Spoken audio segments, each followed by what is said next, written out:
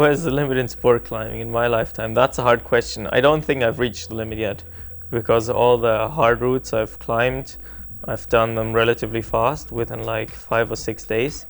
And I can easily imagine that any of the 9Bs I've climbed, that it should still be possible to climb them twice in a row with maybe just a poor rest in between.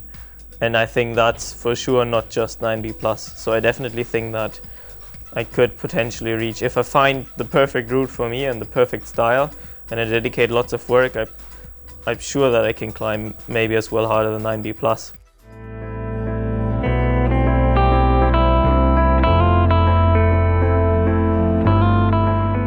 The problem is to actually find that route. It's not easy to find something that suits your style perfectly and that inspires you that much that you're willing to dedicate so much time into it.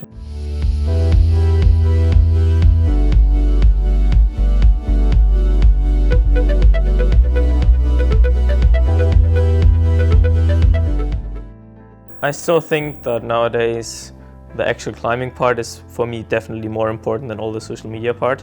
So I'd rather, cut down on the social media and just go climbing and climb hard than being, medium good at climbing but being professional at social media.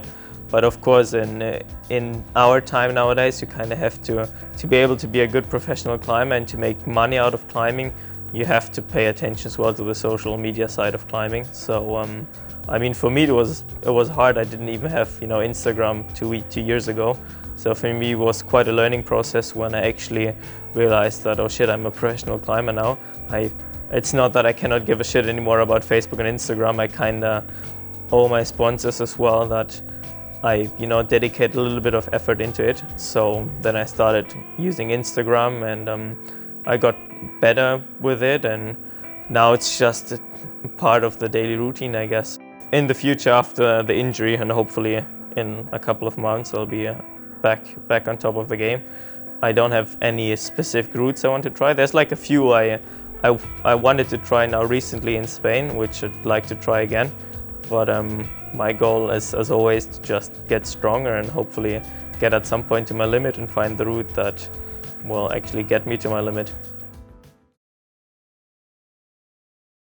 Can you please come and climb some British trad climbing as well, please? Just for you, I'll come and climb some British trad climbing, yeah. A bit of Gritstone. Bit of Gritstone, yeah. I've been on Grit a few times bouldering. It's good, I like it. Have you ever done trad at all? Oh, I've done trad, yeah. I climbed a few routes in the Frankenjura, a trad route in the Frankenjura. I was 10 days in Indian Creek, like 4 years ago, where I climbed a little bit of trad. But that's very easy trad climbing because placing gear in Indian Creek is not very hard. So it's good for starting. But then I did recently in Canada that the path of Sonny Trotter. That was quite a funny thing actually, because that was the first trad route I've climbed in 3 years or something, or even 4 years. So I wasn't really into trad climbing at all. And it's quite a demanding route, I thought. It's 8B plus, so quite hard. And the biggest gear, the biggest piece of gear was pretty much an 0.3 cam, so it's fucking tiny. And then they told me at the base of the crack, at the base of the route, when I was just about to start climbing, they told me that the crux piece is a 000 from Big Diamond, and that thing is, whoa, that's so tiny. And I didn't realize that before. That was, the piece to protect the crux, and I was just like, holy shit, what did I get myself into?